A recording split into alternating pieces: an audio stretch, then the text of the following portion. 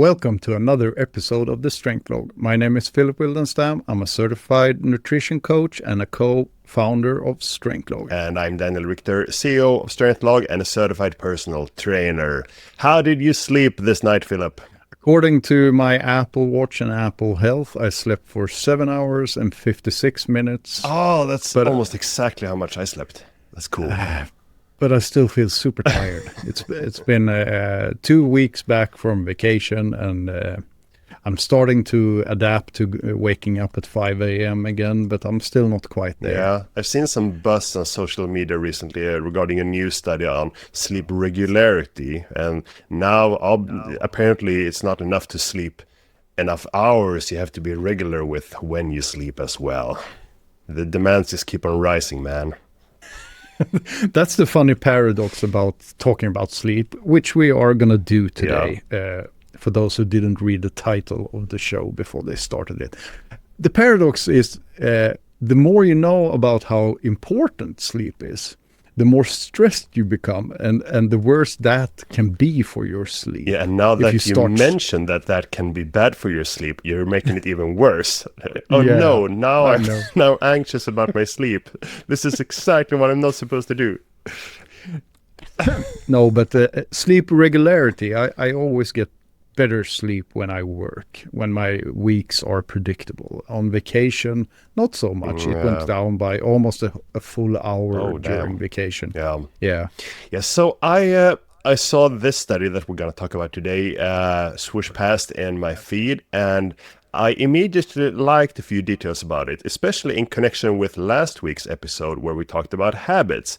Because in the study we're going to talk about today, a bunch of soccer players got to pick and choose from like a menu of different sleep habits, which ties in nicely with some of the determinants we mentioned in last week's episode about how to form habits successfully, where determining them yourself is one important factor. So I thought it kind of jived with that. And also sleep is always cool. And I mean, it has to do with everything. It affects everything about your life, really.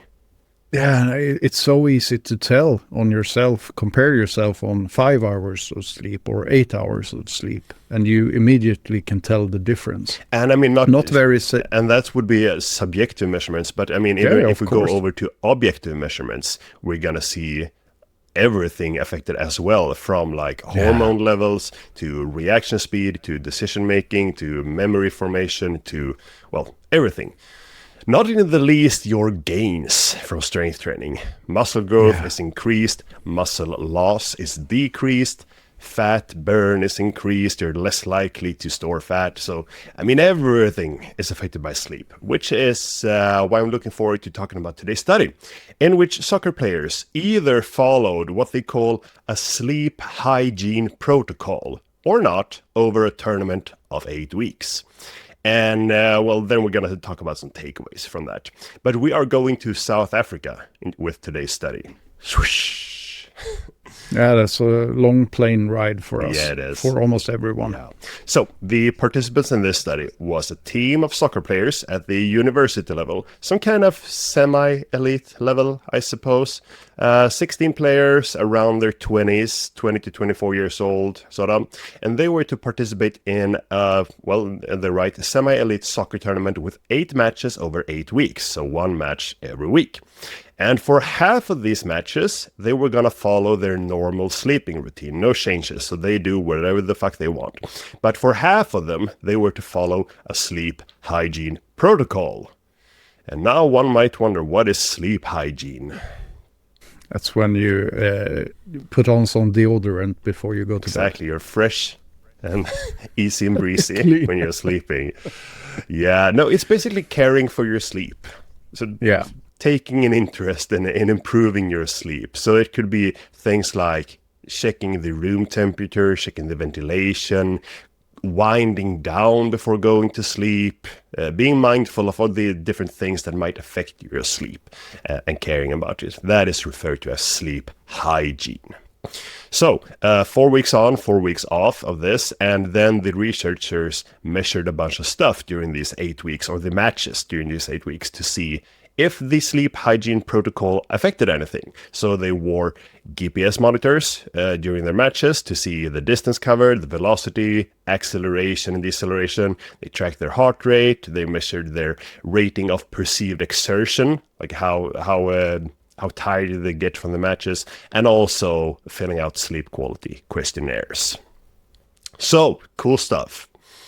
Yeah. And during all of these 8 matches, the players slept in their home setting. So that's the thing. When you, like you mentioned, like going on vacation, when you travel, you usually sleep less well during the first few nights. This is one of the reasons. This is like a whole separate field of, I think the cyclists were first to start bringing their own pillows and mattresses when they were competing somewhere else and staying in a hotel, just to try and like keep things the same over there, because otherwise it might disturb your sleep. It doesn't feel like the body completely relaxes when it sleeps in a new unknown space. Exactly. It's something evolutionary almost to it. Yeah. Like, you're not safe here. Precisely. You shouldn't sleep as deep because someone might come and eat you. Yeah. So they randomized the order of the sleeping habits, and they got that the first 2 weeks were going to be no sleeping protocol. They just followed their normal sleeping habits. Then 4 weeks of the sleep hygiene protocol, and then the final 2 weeks back to their normal routines again. And this period started immediately following the last match of the week. So they followed it for a whole week before they did another match in that period. But what was the sleep hygiene protocol? Okay, so here's how it went down. During this sleep hygiene intervention period, the participants were requested to adhere to at least 10 of 18 listed recommendations, and then like fill out a form of what they actually adhere to on a daily basis, and then they scored that. So they got like a menu of 18 different sleep hygiene components, some more evidence-based than others, but I mean, there's a kernel of truth or of possibility in most of these. There's some old wives' tales sprinkled in as well. But this list, it's long, it's 18 points, but it's quite fun. So we should run through it for the listener. Yeah, and I want to mention that none of us are completely read up on which of these actually have strong evidence.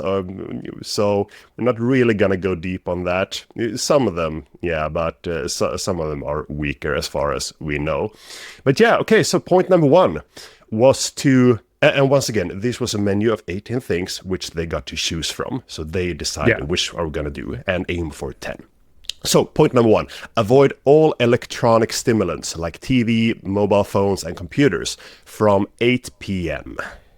Yeah. And option number 2 was, if not avoiding all electronic stimulants from 8 p.m., avoid them 30 minutes before going to bed. And this seems like such a cop-out. Like, do this ambitious thing, but if you fail, just do this easier thing.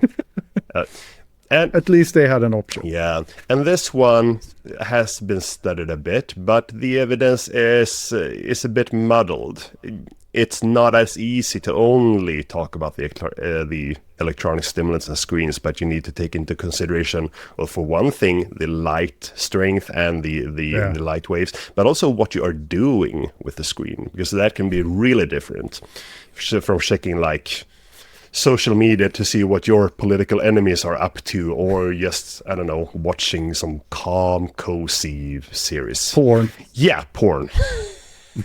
So, point number 3, change any electronic stimulant screen to a cool light setting from 7 p.m. This got to be a typo. They have to mean a warm light setting. Yeah, that was my reaction too, because in the iPhone, when you go into the night mode or whatever it's called, you get the warmer light, which I completely hate because it makes it harder for my eyes to read. Yeah, and this has like a real biological basis to use a warm setting, because the blue light like that we get from the sky, that keeps us more awake, and then the warmer light that makes us a bit more sleepy. The warmer light is the sun has gone down. It's dark outside. You're by a campfire. Yeah. Related to point number 4. Yeah, wear the sleep spec glasses before going to bed. So Daniel, what are sleep spec glasses? Yeah, it seems to be a brand of those really dorky looking orange glasses. Yeah. I ordered one each for you and me. Great. I have a pair of sunglasses with like orange glass because I think I look cool in them. So this riffs on the light thing. Once again, not really any strong evidence of a benefit yet, as far as I know. Yeah. But related to point number 5, minimize excess light from 9 p.m. to 9:30 p.m. by only having a bed lamp on. So it wasn't really clear, but I think their bedtime was supposed to be 9:30 p.m. then. I'm guessing.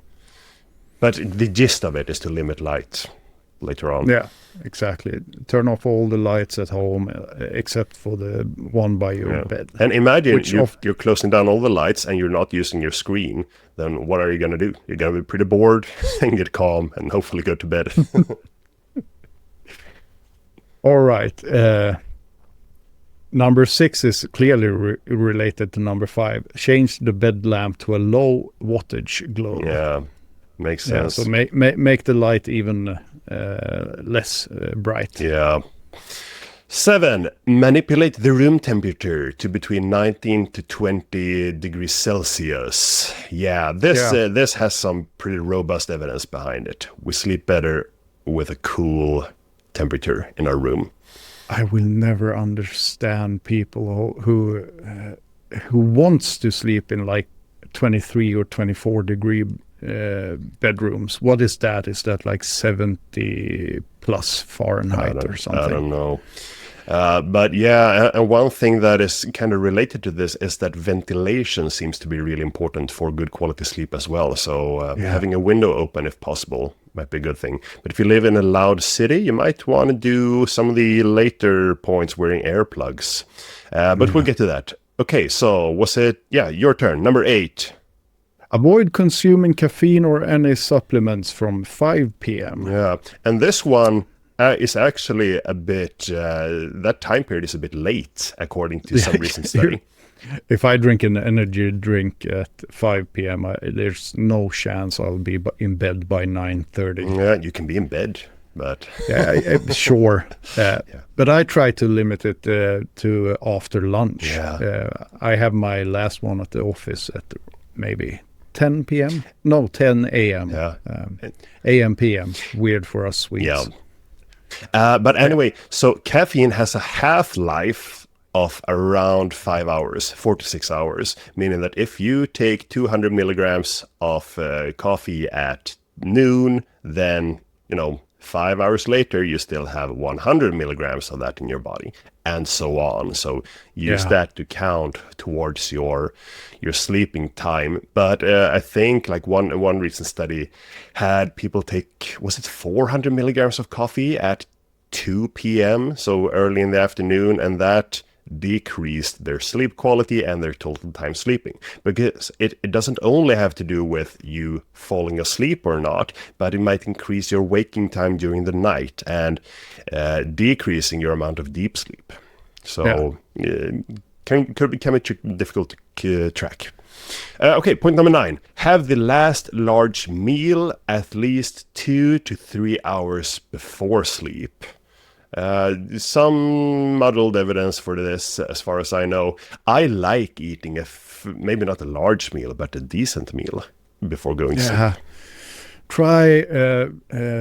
Try winning over a buffet at like 10 p.m. Perhaps not. And try. I mean, just eating, I don't think it matters that much. But if you're overeating, if you become really full, it's going to be hard to. If you even get a tummy ache because you eat so much, it's going to be harder to go to sleep and have quality sleep during the night. I do believe. I do believe so too. Okay, number 10, go. Consume a glass of lukewarm milk before going to bed. Yeah. Yuck. Now we are in old wives' tale territory. Oh, yeah.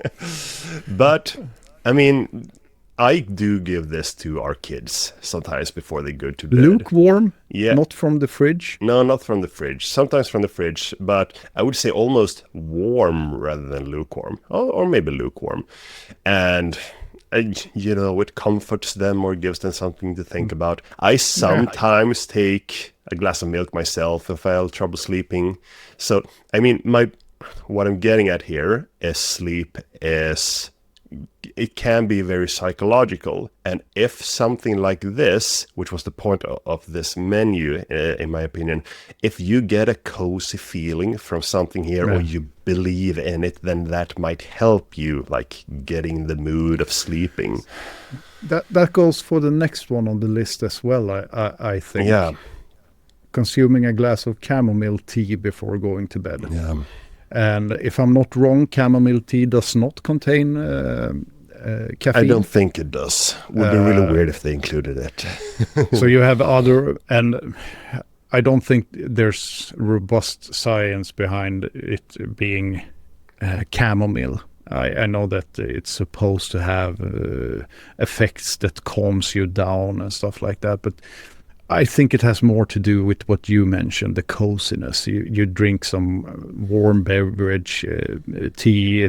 You associate it with evenings, with calming down, and maybe it helps you. But you could drink rooibos tea or another option that doesn't contain caffeine, because it's a good thing to know that even though it's not as strong as black coffee, black tea does contain a fair amount of caffeine. Yeah.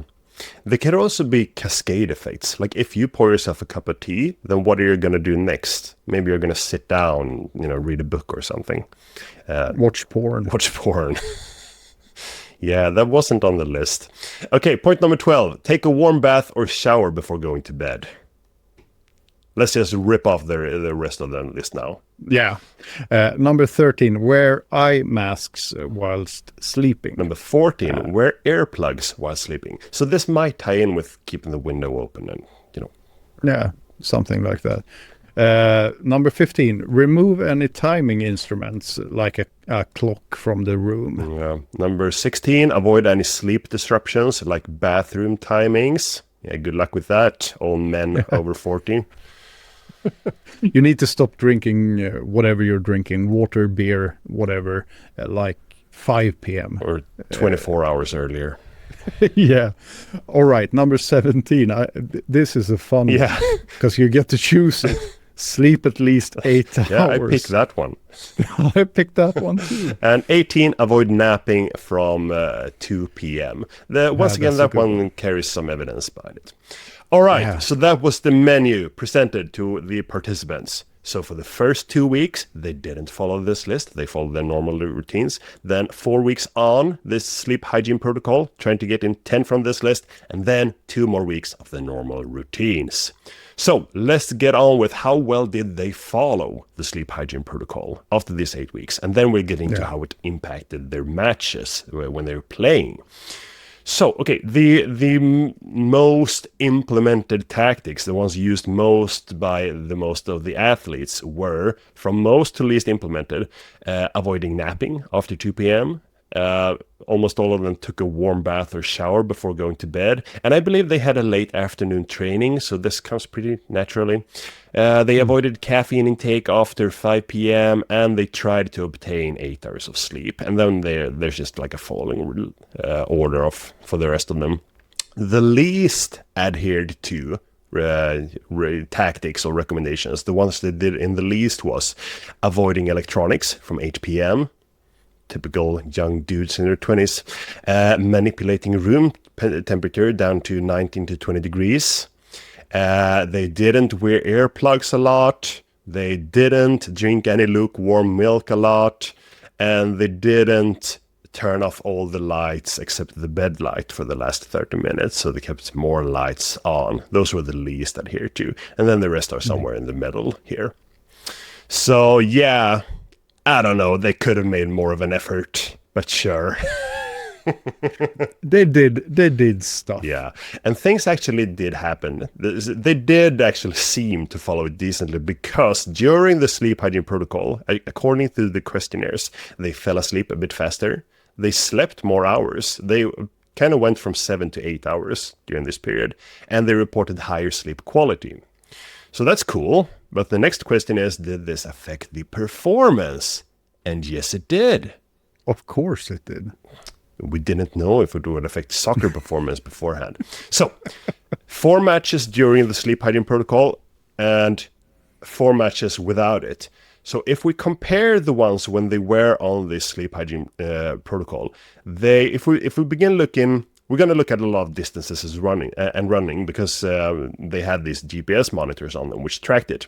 And just looking at total distance during these soccer matches, they ran 14% longer in total on the 4 matches in which they beforehand had a week of extra sleeping. So 8,200 meters on average versus 7,200 meters on average.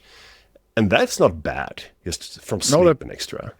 It probably means that you're just able to put in that extra effort when you're playing the game. We've seen some studies on cardio or endurance performance related to sleep restriction, and the endurance performance seems to tank when you haven't slept enough. And as far as I understand, it has to do kind of with your ability to tolerate the discomfort. You're more prone to giving up when you haven't slept enough, like a lower pain tolerance or less willpower, however you want to put it. You're not as strong mentally, really.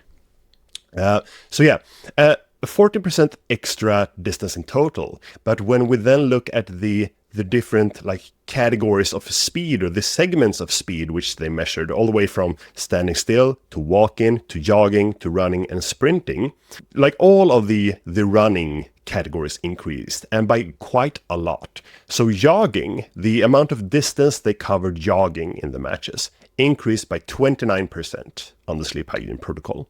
If we go up a speed to running, that increased by 37% in the matches on sleep hygiene protocol. And the final tier sprinting increased by 27% when they had slept more. Yeah. So these numbers are pretty impressive, in my opinion. I mean, if you have a team that sprints 30% more and runs 30% more, that is going to make a difference in how you get to the ball or get into position. Yeah. But did they score more goals? They don't list the goals. That's just weird. That's because maybe they ran so much so they couldn't even hit the goal. Yeah. So I coach a soccer team of now 8-year-olds. We began when they were 4-year-olds. My son is in the team, so I'm educating myself a bit on soccer. And one of the fun like dilemmas is, should you put any time towards increasing like the cardiovascular endurance in this age when you only have like 2 hours per week, or should you focus on ball skills? And you should mostly focus on ball skills. The endurance comes from the other stuff you do. But it's like this two double-edged sword, where on the one hand, if you have really good endurance but 0 ball skills, it doesn't matter if you reach the ball or get into position because you can't handle the ball. But on the flip side, if you have great ball skill but no endurance at all, so you can't get anywhere with the ball or you can't get to the ball, then your skills doesn't matter either. So it's a kind of funny dilemma where both are important. Only having one of them won't make a great soccer player. But yeah. I'm not going to mention any names, but all Swedes over the age of 30 going to know who I'm talking about. There was this famous Swedish soccer player, was one of the best soccer players in the world in the early 90s. And he was fast and he had amazing ball skills. And then he broke his leg, and when he came back, he was fat. And then he just flamed out of the world of soccer. It didn't matter that his ball skills were probably the same, but he couldn't run anymore. Yeah. So yeah. Okay, so moving on the results. Well, generally they covered more distance in higher velocity zones, and they also did more accelerations and decelerations. So also good stuff.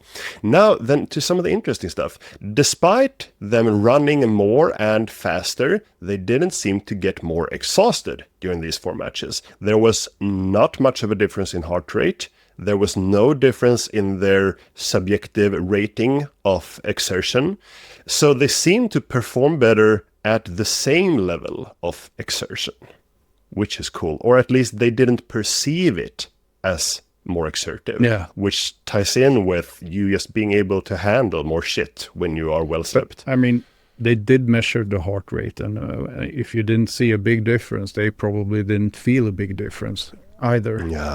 Because those two things seems to go together almost perfectly. So let's talk about what this means. Well, for one thing, it seems to be good for team sports to get enough sleep. I'm pretty sure it's good no matter if you play chess or if you're a sprinter or a marathon runner or an American football player. You need that sleep, baby. And you should stress a lot about it before you go to bed. But what if you aren't an athlete? What if you have a desk job and you just like to lift some weights in the evenings? I would say it's at least as important. I mean, if you're an athlete, you're going to have better cardiovascular fitness levels. You're going to be in better shape on all accounts. So maybe you can get away with less sleep. You're not going to perform as well, but your health is not going to suffer as much. But if you're a desk jockey like you and I, you need that sleep just to stay afloat. Yeah. And I mean, just if we look at the work, you're probably gonna like improve the time you spent in deep focus. You're gonna improve your learning, your decisions during your work. You might enjoy your work more because you are gonna be in a better mood. You're gonna be less prone to depression and stress and anxiety if you're well slept. And then for the training, well, for one thing, if you are a cardio or if you train cardio, sleep is probably gonna be maybe even more important because it's going to help you push yourself a bit harder or stay with the discomfort a bit longer without really it bothering you.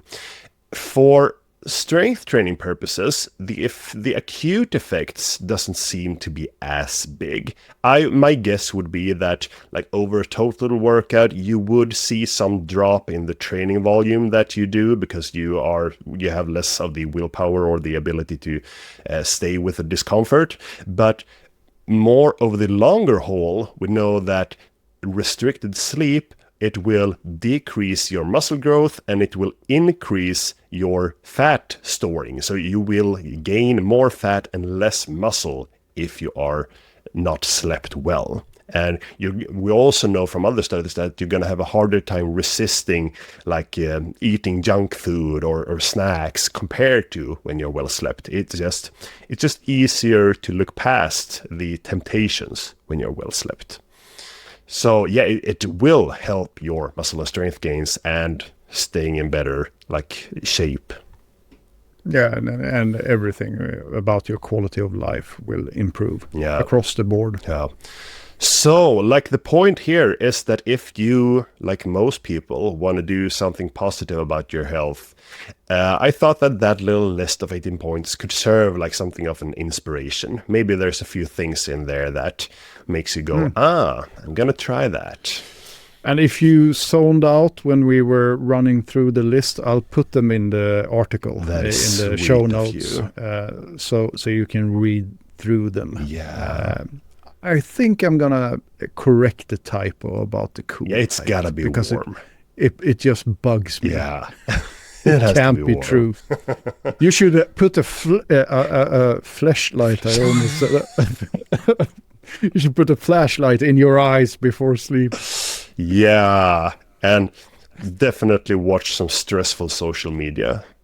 Yeah. The last thing you do. Drink a lot of beers, exactly. So you have to pee like 3 times during the night. Those are I'm an old man now, and I have the nights I don't need to go up to pee. I can count them on one hand monthly. Yeah, it's like this night I didn't go up to pee, which was like, wow. Look at me, young man. And I have my sleep tracker next to me, my wife, because she's a light sleeper. So if I go up to pee, she wakes up. And she was like, "Oh, you didn't go up to pee this night." I know. I'm turning into an adult. Look at me.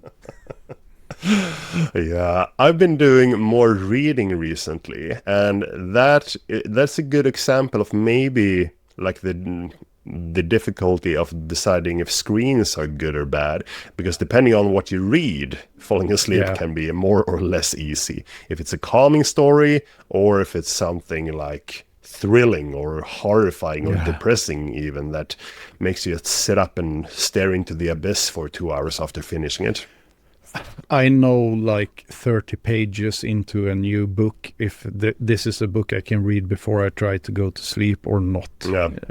And it has to do with all the things you mentioned. Yeah. Like if it's a book, I know it's going to be gratifying reading it, but it's slow churning, and maybe I read 15 to 20 pages in a sitting. That's the perfect book to read to become even more tired and fall asleep faster. But if it's a thrilling story and I read 100 pages in each sitting, then no, put it away. Yeah. Don't start. Oh yeah. When are we starting our Strength Log book club then? That is a great question. We'll see. We should have it on Reddit. Like maybe we should.